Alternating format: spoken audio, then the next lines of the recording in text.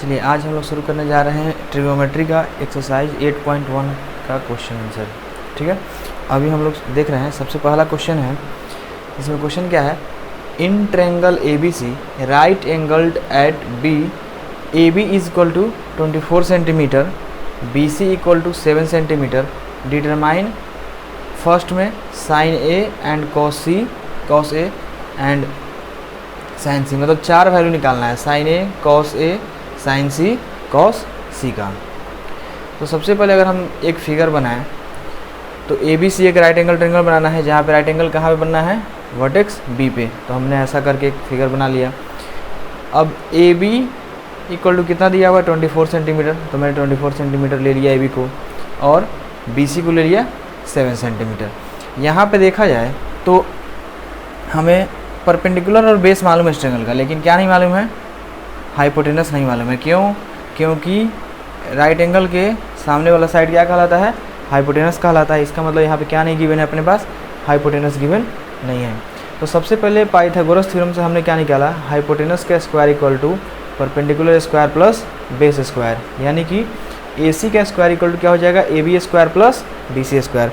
अब A C square जो है इक्वल टू क्या हो जाएगा, ए बी का वैल्यू कितना दिया हुआ है 24, तो हमने यहाँ पे 24 पुट कर दिया, तो 24 centimetre square plus B C कितना है 7 है, तो 7 का स्क्वायर, यानी कि ए सी इक्वल टू हो जाएगा, ए सी स्क्वायर इक्वल टू हो गया 576 centimetre square plus 49 centimetre square.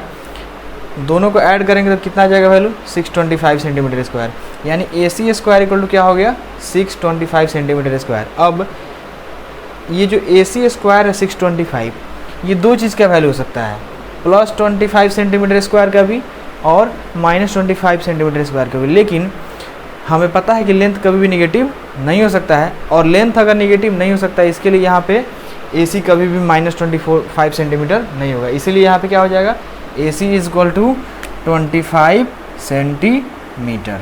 ठीक है, अभी अगर हो गया तो सबसे पहले अब हम साइन ए की बात करें, तो साइन ए इक्वल टू क्या हो जाएगा, साइन का क्या होता है formula, side opposite to angle divided by hypotenuse. तो इसके अपोजिट का साइड क्या है, बी सी, और बाई हाइपोटेनस ए सी, तो बी सी बाई ए सी हो गया। बी सी का वैल्यू कितना है 7 सेंटीमीटर, तो 7 centimetre by A C 25 centimetre. Unit दोनों का कैंसिल हो गया, 7/25 आ गया आंसर पहले का साइन ए का।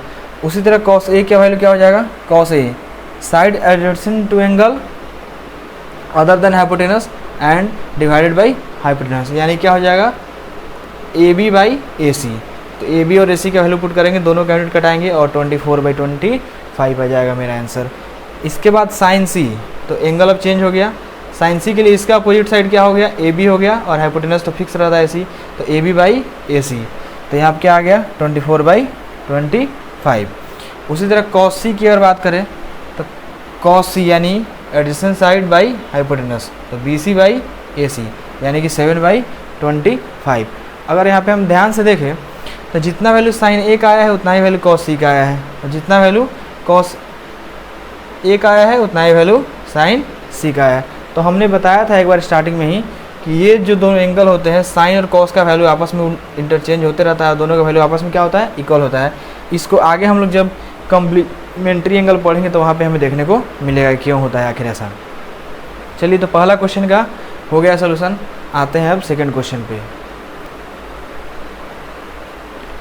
चलिए, सेकंड क्वेश्चन क्या कर रहा है कि एक फिगर दिया हुआ है, पी क्यू आर ट्रायंगल है, जहाँ P Q equal to 12 centimetre और P R equal to 13 centimetre दिया हुआ है, और हमें इसमें किसका वैल्यू निकालना है, tan p minus cot R का। तो सबसे पहले हम अगर देखें तो इसमें एक हाइपोटेनस दिया हुआ है और परपेंडिकुलर और बेस दोनों में से कोई एक साइड दिया हुआ है, दूसरा साइड हमें पता नहीं है। तो यहाँ फिर से हम क्या करेंगे, पाइथागोरस थ्योरम अप्लाई करेंगे, और पाइथागोरस थ्योरम अप्लाई करके सबसे पहले हम क्यू आर की वैल्यू निकालेंगे। तो चूँकि क्यू आर हाइपोटेनस नहीं है, तो Q R square equal to क्या हो जाएगा, hypotenuse square minus perpendicular square, तो Q R square equal to P R square minus P Q square. P R का वैल्यू 13 है, तो 13 centimetre square minus 12 centimetre square. 13 का स्क्वायर कितना होता है 169, एंड 12 का 144। दोनों को वैल्यू पुट किए, Q R square equal to आगे कितना 25 सेंटीमीटर स्क्वायर। अब तो 5 किसका स्क्वायर होता है, 25 किसका स्क्वायर होता है 5 का, तो क्यू आर इक्वल टू क्या आ गया 5 सेंटीमीटर। अब क्यू आर पता चल गया तो हमें किसका वैल्यू निकालना है, tan p माइनस क्वार्टर का। तो हम क्या करेंगे, tan p और क्वार्टर का वैल्यू निकालेंगे और उसको माइनस कर देंगे। तो tan p इक्वल टू क्या हो जाएगा, opposite side by adjacent side p के लिए, तो एंगल p के लिए अपोजिट साइड क्या है क्यू आर, और एडिशन साइड हो जाएगा पी क्यू। तो क्यू आर कितना है 5 और पी क्यू कितना है 12, तो 5/12 आ गया tan p का वैल्यू। उसी तरह अगर कॉट आर की बात करें तो कॉट आर यानी एंगल यहाँ के लिए, कॉट क्या होता है tan का जस्ट उल्टा होता है। तो tan r रहता तो हमारा क्या हो जाता है p/b यानी कि pq/qr, लेकिन यहाँ तो कॉट है तो क्या हो जाएगा, कॉट क्या होता है tan का जस्ट उल्टा होता है। तो इसका मतलब क्या होगा कि कॉट आर इक्वल टू हो गया QR/PQ यानी कि 5/12 सेंटीमीटर। यहाँ पे दोनों जगह पुट करेंगे तो centimetre centimetre cancel out, cot R का वैल्यू हो गया 5/12। अब tan p minus cot R करेंगे तो दोनों जगह वैल्यू क्या है, सेम है। तो tan p minus cot R क्या हो गया 0 आ गया आंसर यहाँ पे सेकंड क्वेश्चन का। ठीक है, चलिए थर्ड क्वेश्चन की तरफ आते हैं। अब चलिए थर्ड क्वेश्चन में क्या दिया हुआ है कि if sine a is equal to 3/4 then calculate cos a and tan a। तो यहाँ पे थोड़ा सा समझने वाली बात ये है कि साइन a दिया हुआ है कितना 3/4। अब साइन a 3/4 दिया हुआ है, इसका क्या मतलब होता है कि ये तो रेशियो है ना, हमें क्या पता कि ट्रेंगल कितने साइड का है। इसीलिए हम लोग जब इसका एक हमने ट्रेंगल बनाया है ABC, तो उसमें जैसे हमने अगर यहाँ पे एंगल A लिया है तो एंगल A है, तो इस अब 3/4 है तो 3/4 रेशियो किसका किसका, एंगल A के सामने वाले साइड का और उस ट्रेंगल के हाइपोटेनस का। इतना बात ध्यान रखना है। तो इस एंगल A के सामने वाला साइड क्या है, BC है, और हाइपोटेनस क्या है AC है। तो BC और AC एक नंबर कोई भी हम लोग के लिए है उसके मल्टीपल में आ सकता है, ताकि दोनों का अगर हम रेशियो निकालें तो 3/4 है। तो हो सके क्या है, ये 6/8 भी रहा हो, 9/12 भी रहा हो, ताकि कट कुट के आंसर क्या है 3/4 आ जाए। इसका मतलब कि इस रेशियो क्या होता है, एक सिंपलेस्ट फॉर्म होता है ना, तो 3/4 उसका सिंपलेस्ट फॉर्म लिखा हुआ है। हमें एक्चुअल में पता नहीं है कि ट्रेंगल का क्या है लेंथ कितना है हर एक साइड का। तो यहाँ पे हम क्या करेंगे, एक कांस्टेंट k ले लेंगे और k को दोनों साइड के रेशियो में मल्टीप्लाई कर देंगे, ताकि हमारा क्या हो जाए, एक हम लेंथ ले पाएँ दोनों साइड का। तो BC इक्वल टू क्या हो गया 3k और AC इक्वल टू हो गया 4k। अब जब BC 3k है और AC 4k है तो AB कितना होगा। तो यहाँ पे भी अगर हम देखें तो पाइथागोरस थ्योरम अप्लाई होगा, क्योंकि ट्रेंगल कैसा है, राइट एंगल ट्रेंगल है, और राइट एंगल ट्रेंगल में पाइथागोरस थ्योरम क्या कहता है कि अब हाइपोटेनस दिया हुआ है और बेस दिया हुआ है, हमको निकालना है परपेंडिकुलर। तो परपेंडिकुलर का स्क्वायर होता है हाइपोटेनस स्क्वायर माइनस बेस का स्क्वायर, यानी कि AB स्क्वायर इक्वल टू क्या हो जाएगा AC square minus BC square. तो AC और BC का हमने क्या किया, वैल्यू पुट किया 4k और 3k। तो हमने देखा कि AB स्क्वायर इक्वल टू हो गया 16k square minus 9k square, यानी AB स्क्वायर इक्वल टू हो गया 7k स्क्वायर। अब इधर से स्क्वायर हटा तो यहाँ पे प्लस माइनस में आएगा 7k स्क्वायर रूट के अंदर, लेकिन हमें चूंकि लेंथ ले रहा है ना, तो लेंथ ऑलवेज कैसा क्वांटिटी होता है, पॉजिटिव, निगेटिव नहीं होता है लेंथ कभी भी। तो इसीलिए हमने माइनस वाले को लिया ही नहीं है, और AB इक्वल टू कितना आ गया अपना √7 इंटू k। ठीक है, अब हमें निकालना है cos A और tan A का वैल्यू। दोनों एंगल A ही के लिए निकालना है, cos का भी और tan का भी। तो cos A इक्वल टू क्या हो जाएगा, एडजेसेंट साइड बाई हाइपोटेनस। तो हो गया √7k बाई 4k, यानी कि k से k कैंसिल हो गया और √7/4 आ गया। यहाँ पे देखिए k अपने आप एलिमिनेट हो गया कि नहीं, क्योंकि कोई भी ट्रिग्नोमेट्रिक रेशियो जो होते हैं वो केवल रेशियो बताते हैं। किसका रेशियो बताते हैं, उनके तीनों में से, मतलब कभी बेस बाई हाइपोटेनस का रेशियो बताएगा, कभी परपेंडिकुलर बाई बेस का रेशियो बताएगा, कभी परपेंडिकुलर बाई हाइपोटेनस का रेशियो बताएगा, या फिर जस्ट उसका उल्टा बताते रहेगा। तो रेशियो कभी भी किसी यूनिट में नहीं आएगा और उसमें कोई भी इस टाइप का क्वांटिटी नहीं रहेगा, एक से एकदम सिंपलेस्ट फॉर्म में रहेगा। तो ये हो गया, कॉस का वैल्यू निकल गया √7/4। उसी तरह tan A की बात करें तो A के लिए उसके सामने वाला साइड क्या है 3k है, और उसके एडिशनल वाला साइड क्या है √7k है। दोनों जगह से k फिर से कैंसिल हो गया, और एक सिंपलेस्ट फॉर्म में रेशियो क्या आ गया, tan A इक्वल टू 3/√7। चलिए ये क्लियर है। तो आते हैं अब अगले क्वेश्चन पे। चलिए फोर्थ क्वेश्चन में क्या दिया हुआ, given 15 cot A is equal to 8, then find the value of sin A and sec A। चलिए यहाँ पे थोड़ा सा एक इंटरेस्टिंग चीज़ दे दिया है, थोड़ा सा क्वेश्चन को क्या किया है, चेंज किया है पिछले क्वेश्चन से, ज़्यादा कुछ नहीं है। तो सबसे पहले हम यहाँ पे देखेंगे बोर्ड के इस कॉर्नर पे 15 cot A is equal to 8 है, यानी कि cot A is equal to क्या हो जाएगा 8/15, ठीक है। cot A का वैल्यू क्या आ गया 8/15। अब आते हैं इस ट्रेंगल पे, हमने क्या बनाया, एक ट्रेंगल बनाया ABC। अब कॉट की बात कर रहा है तो ABC ट्रेंगल में एंगल यहाँ पे A है, तो इसके लिए अपोजिट साइड हो गया BC, एडजेसेंट साइड हो गया AB और हाइपोटेनस हो गया AC। क्लियर है? अगर ये क्लियर है तो कॉट का फॉर्मूला क्या कहता है कि cot theta is equal to होता है tan का जस्ट उल्टा, यानी कि adjacent side by opposite side उस एंगल के लिए ये होता है कॉट का वैल्यू। तो cot is equal to cot A equal to क्या है 8/15 है, तो यहाँ से कॉट ए इक्वल टू क्या हो जाएगा AB/BC होगा, यानी कि 8/15 जो है किसका रेशियो आया है, AB और BC का रेशियो है। ये भी एग्जैक्ट AB और BC का वैल्यू नहीं दिया हुआ है, ठीक है। इसलिए हम लोगों ने क्या किया यहाँ पे कि AB को 8 के रेशियो में और BC को 15 के लिखे हैं। ये चीज़ समझ में आया कि नहीं आया? AB को 8 के और BC को 15 के हमने लिखा। अब फिर से अब हमारे पास यहाँ पे क्या अननोन है, हाइपोटेनस अननोन है, तो हाइपोटेनस कैसे निकालेंगे, तो फिर से पाइथागोरस थ्योरम अप्लाई करेंगे। तो पाइथागोरस थ्योरम क्या बोलता है कि हाइपोटेनस का स्क्वायर इक्वल टू परपेंडिकुलर का स्क्वायर प्लस बेस का square in a right angle triangle. So we have to find the value of AC। So AC square is equal to AB square plus BC square. Therefore, AC square is equal to the value of AB is 8k. So putting here 8k square plus the value of BC is 15k. So putting here 15k. Now AC square is equal to 64k square plus 225k square.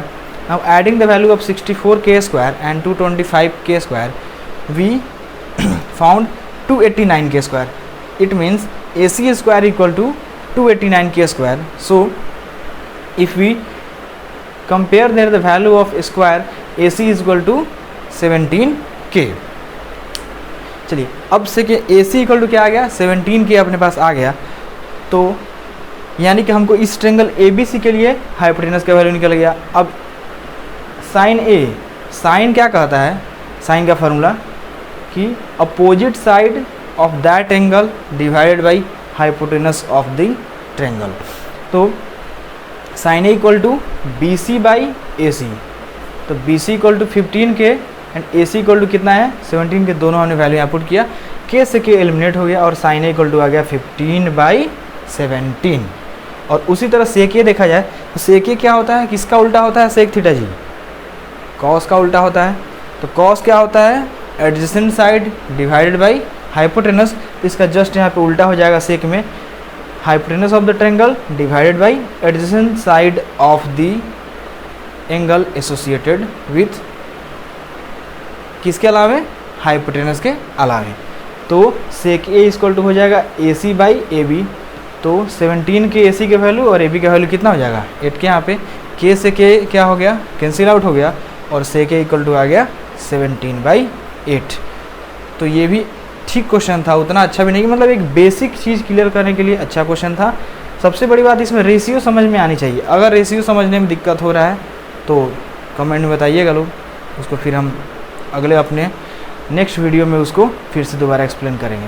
चलिए तो हम लोग देखते हैं अगला question की तरफ बढ़। चलिए 5 क्वेश्चन क्या है, given sec theta is equal to 13/12 and calculate all other trigonometric ratios. यानी कि सेक का वैल्यू दिया हुआ है, बाकी sine theta, cos theta, tan theta, cosec theta और क्या क्या है, कॉट थीटा का वैल्यू हमें क्या करना है फाइंड आउट करना है। चलिए तो हम लोग एक एक करके शुरू करते हैं। सबसे पहले देखा है तो सेक थीटा क्या है 13/12 है, यानी कि फिर से अब सेक का फॉर्मूला क्या होता है हाइपोटेनस अपॉन बेस, यानी कि hypotenuse upon side adjacent to that angle. तो अब यहाँ पे 13/12 क्या है, फिर से रेशियो है किसका, हाइपोटेनस और बेस का। इसका मतलब हाइपोटेनस हमारा क्या है 13 के है और बेस हमारा क्या है 12 के है। तो हमें भी यहाँ पे फिर से किसका वैल्यू निकालना पड़ेगा, सबसे पहले परपेंडिकुलर का वैल्यू निकालना पड़ेगा, यानी कि side opposite to that angle. ठीक है, तो परपेंडिकुलर स्क्वायर इक्वल टू क्या होता है hypotenuse square minus base square. तो यहाँ पे हम हाइपोटेनस का वैल्यू और बेस का वैल्यू पुट किए और पी स्क्वायर इक्वल टू आ गया 25k स्क्वायर, यानी पी इक्वल टू आ गया 5k। अब P is equal to 5k आ गया तो साइन थीटा इक्वल टू क्या होता है opposite side divided by hypotenuse of the triangle, यानी कि 5k बाई 13k, क्योंकि p का वैल्यू क्या आया है 5k और h अपना है 13k, तो 5k बाई 13k 5/13 आ गया। इसके बाद कॉस थीटा इक्वल टू क्या होगा बेस बाई हाइपोटेनस, तो बेस का वैल्यू है 12k, तो 12k बाई हाइपोटेनस 13k, यानी कि 12/13। tan theta equal to p by b, यानी कि p का वैल्यू 5k एंड b का वैल्यू 12k, तो 5 हो गया 12। इसके बाद कॉसेक थीटा साइन का जस्ट उल्टा, तो साइन का आंसर आया 5/13, तो ये हो गया 13/5। यहाँ पर देखा भी जाए तो कॉसेक थीटा यानी क्या होता है हाइपोटेनस बाई परपेंडिकुलर, तो हाइपोटेनस का वैल्यू 13k है और अपना परपेंडिकुलर 5k हमने कैलकुलेट किया है, तो k कैंसिल हो जाएगा और 13/5 हो जाएगा। और लास्ट बच जा रहा है कॉट थीटा, तो कॉट क्या होगा जस्ट tan का उल्टा, यानी कि ये p बाई b है तो ये हो गया b बाई p, यानी 12k/5k, फिर k से k कैंसिल, आंसर आ गया 12/5। तो यहाँ पे सेक थीटा इक्वल टू 13/12 दिया हुआ था और हमसे उसके अलावा जो 5 ट्रिग्नोमेट्रिक रेशियोज होते हैं उसका वैल्यू पूछा था और हमने सारे के वैल्यू यहाँ पे क्या किया कैलकुलेट कर लिया। चलिए बढ़ते हैं हम लोग अगले क्वेश्चन की तरफ। अपना 6 नंबर क्वेश्चन में क्या दिया हुआ है कि if angle A and angle B are acute angles such that cos A equal to cos B, then so that angle A equal to angle B। इसको बनाने का दो तरीका है, कहीं से भी कोई तरीका गलत नहीं है, क्योंकि ये क्वेश्चन में एक्यूरेट मेंशन नहीं किया गया है कि एंगल A और एंगल B जो है वो एक पार्टिकुलर ट्रायंगल का है या फिर दो अलग अलग ट्रायंगल का दोनों एंगल है। तो हम लोग यहाँ पर सबसे पहले क्या बनाते हैं, मान के suppose A and B lie in the same triangle, यानी कि एक ही ट्रायंगल के दो एंगल है, कौन कौन A और B। तो और ये दोनों एंगल कैसे है एक्यूट एंगल है, यानी कि पक्का है कि राइट एंगल वाला जो एंगल होगा वो इन A और B दोनों के अलावे ही मतलब कोई अदर एंगल होगा। तो हम एक ट्रायंगल बना लिए ABC, जहाँ पे A और B अपना क्या है दो एक्यूट एंगल है और एंगल C जो है वो क्या है राइट एंगल है। चलिए तो इतना है, तो यहाँ से हमारा क्या हो जाएगा cos A का वैल्यू अगर हम निकालें तो cos A इक्वल टू क्या हो जाएगा एडिसेंट साइड बाई हाइपोटेनस, तो AC बाई AB हो गया। उसी तरह अगर हम cos B की बात करें तो cos B के लिए क्या हो गया एडिसेंट साइड बाई हाइपोटेनस, यानी कि BC बाई AB। अब चूंकि अपना कंडीशन क्या गिवन है कि cos A इक्वल टू क्या है cos B है, तो जैसे cos A equal to cos B का हम वैल्यू इक्वेट करेंगे तो cos A का वैल्यू क्या है AC बाई AB, तो हमने यहाँ पुट कर दिया, और यहाँ पे cos B का वैल्यू क्या है BC बाई AB, तो हमने इसका वैल्यू यहाँ पे क्या किया पुट किया। दोनों के डिनोमिनेटर में क्या है AB है, AB कैंसिल हो गया, तो क्या बचा AC इक्वल टू BC। और हमने ट्रायंगल में एक कंसेप्ट पढ़ा है कि in triangle angle opposite to the equal sides are equal, यानी कि अगर दो साइड आपस में इक्वल है तो उसके अपोजिट का दोनों एंगल भी आपस में क्या होगा इक्वल होगा। ये आइसोसेलेस ट्रायंगल का प्रॉपर्टी होता है, एक आइसोसेलेस ट्रायंगल को इसी तरह से हम लोग प्रूफ करते हैं। तो AC के सामने वाला एंगल कौन सा है B, और BC के सामने वाला एंगल कौन सा है ये दोनों आपस में क्या होगा इक्वल होगा, ठीक है, यानी कि एंगल A क्या हो गया एंगल B के इक्वल हमारा प्रूफ हो गया। ये तो था पहला मेथड। अब सेकेंड मेथड जो है वो थोड़ा सा बड़ा है, बड़ा इसलिए है क्योंकि हमको उसमें क्या करना है दो ट्रायंगल को लेके चलना है। अब दो ट्रायंगल को लेके अगर हम कहीं प्रूफ करेंगे तो उसमें क्या थोड़ा सा परेशानी आएगा। अच्छा, वो जो कंसेप्ट है वो सिमिलरिटी ऑफ ट्रायंगल पे बेस्ड है, ठीक है। अब सिमिलरिटी अगर हम लोग यहाँ पे तो अभी तक पढ़े नहीं है, तो उस कंसेप्ट को हम लोग यहाँ पे क्या कर रहे हैं रुक रहे हैं, और सिमिलरिटी जब पढ़ेंगे तो फिर से इस क्वेश्चन को हम लोग उस दूसरे मेथड से प्रूफ करेंगे कि कैसे यहाँ क्या हो जाएगा, एंगल ए और एंगल बी आपस में इक्वल होगा। ठीक है, चलिए हम लोग यहाँ पे एनसीईआरटी के 8.1 का क्वेश्चन नंबर 1 से लेकर 6 तक के क्वेश्चन का हमने आंसर देखा, समझा कि कैसे क्या होता है। जस्ट हम अगले वीडियो में फिर से 7 to 11 तक जो भी इसका क्वेश्चन है उसके सॉल्यूशन आप लोगों तक प्रोवाइड करेंगे, ताकि आप लोग क्या करें, अच्छे से अपनी पढ़ाई पूरी कर पाएँ। थोड़ा सा बीच में ब्रेक हो गया है, इसके लिए एक्सट्रीमली सॉरी, लेकिन आगे से हमारी वीडियो क्या आएगी, कंटिन्यू आती रहेगी। तो आइए अपने इस चैनल पे अगर आप नए हैं तो सब्सक्राइब कीजिए, लाइक कीजिए और शेयर कीजिए, ताकि ज़्यादा से ज़्यादा बच्चे तक क्या हो, हमारा कंटेंट पहुंच पाए और ज़्यादा से ज़्यादा बच्चे क्या हो पाएँ, लाभ उठा पाएँ। क्योंकि अब एग्ज़ाम में ज़्यादा समय बचा हुआ नहीं है, तो अपना चैनल ओमनिसेंट क्लासेज विकल्प है ना, परफेक्शन विथ डेडिकेशन के साथ बने रहिए और अपनी पढ़ाई को इसी तरह कंटिन्यू करते रहिए और ढेर सारा यहाँ से फ़ायदा उठाइए। ठीक है, तो थैंक यू बच्चे, हैव अ नाइस डे।